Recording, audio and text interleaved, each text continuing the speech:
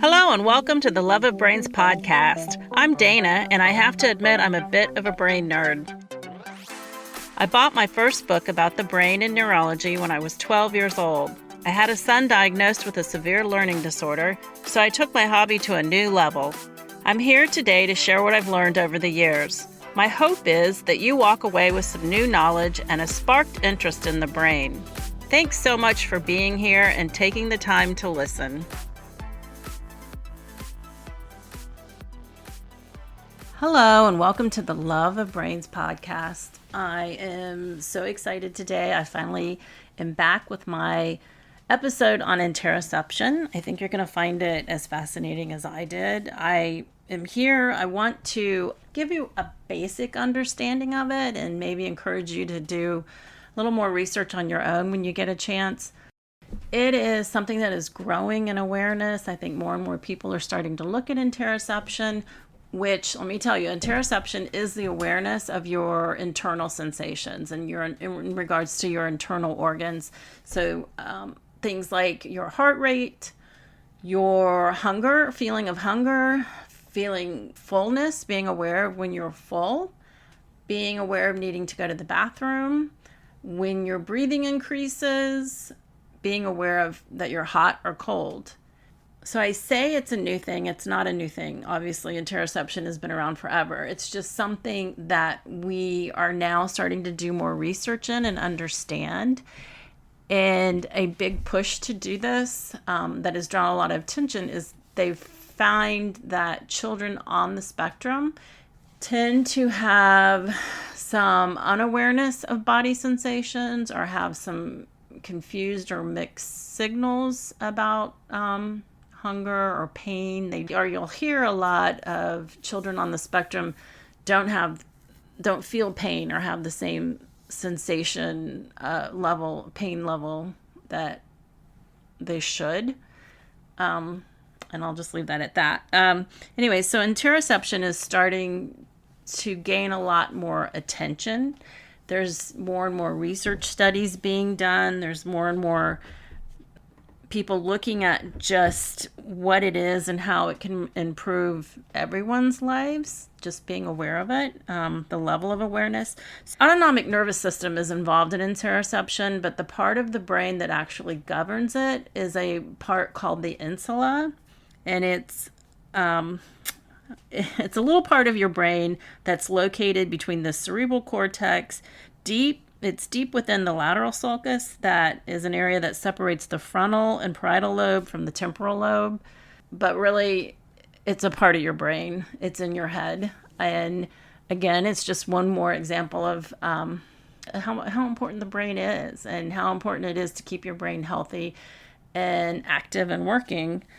So let's look at interoception, just what it looks like and what it means to you and I. So when your insula is functioning normal or even above, like highly tuned, you're going to have someone like a pro athlete who's very much aware of internal sensations. They're very much aware of their capabilities and their boundaries and their limitations.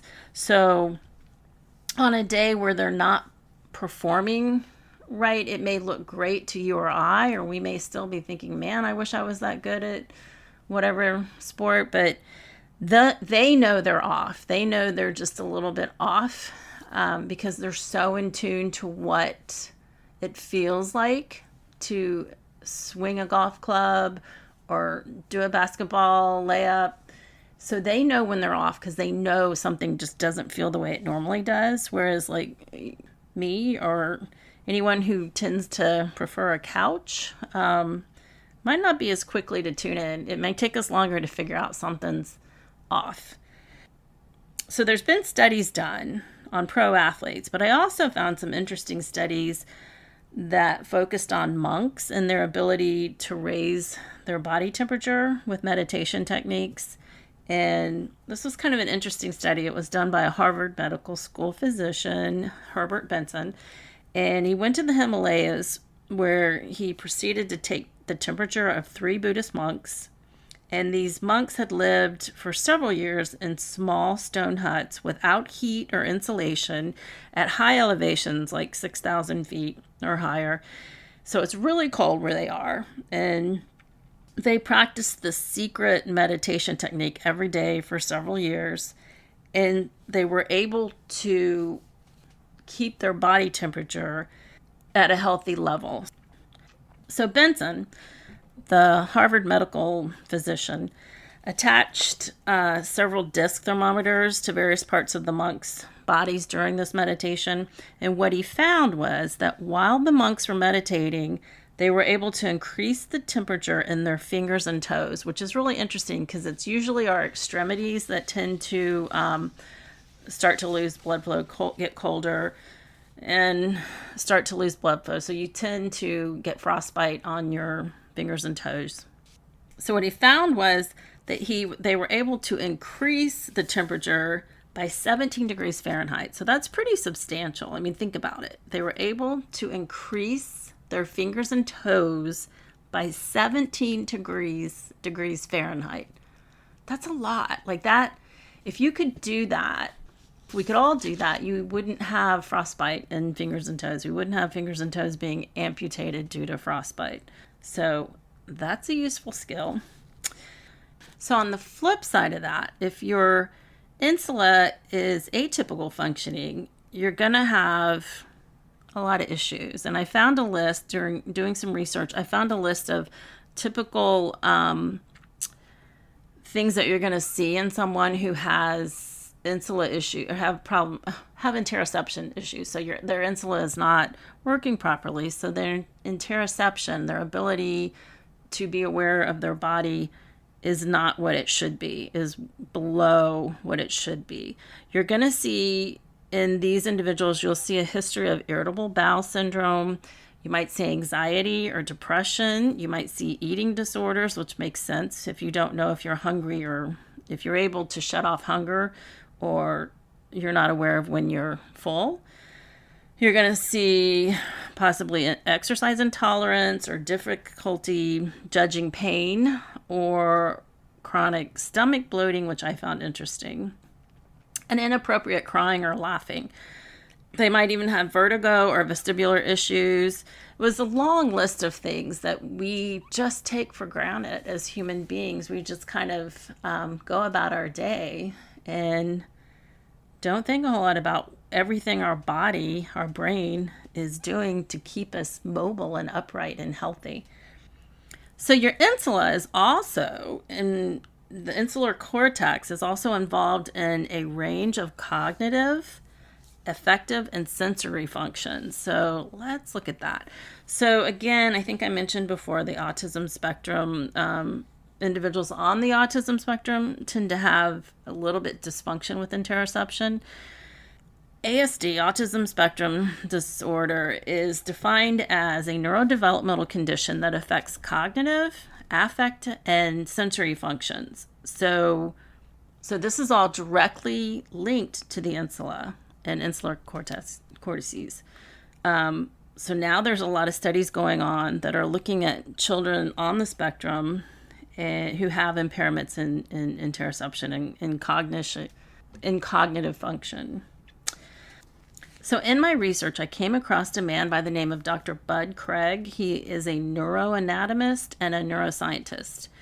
He says that the activation of the human insular cortex occurs during virtually every feeling, emotion, perception, and behavior. So when there is degeneration of the anterior insula, it can produce loss of emotional awareness, self-conscious behavior. So again, we have research linking atypical insular function to a range of behavior characteristics of individuals on the autism spectrum. So, last thing, I want to wrap this up. I just wanted to come in and give you a basic definition and understanding of interoception. But I want to tell you, I want to share this with you. Last last December, I believe. Yeah, it was last December. I stumbled upon an amazing webinar. It was done by an occupational therapist by the name of Mahler. It was so good. I think it ran half a day, and I had to leave early, but it was just jam-packed with information regarding interoception. Oh my gosh, she's explained it so well, and it was so fascinating. And so I want to encourage you to go check her out. Her website is it's Kelly-Mahler, Mahler.com. I'll have it in the show notes. Her and her co-presenter were just amazing, and she did such a wonderful job explaining interoception, much better than I can do. She gave ways that you can improve interoception. So if you feel you might need a little help, or you might identify with some of the things that I mentioned, and I encourage you to go check it out. So, all right, that was it for now. I just wanted to come in and get something on about interoception, get you guys excited about it. I also just want to make note that I am just here to give you information. I'm not here to diagnose or promise any cures. I believe that information is power, and I want to empower you and encourage you to learn more about your brain, because, as I like to say, you never know when you might need to use it. So guys, until next time, thanks for listening. Take care.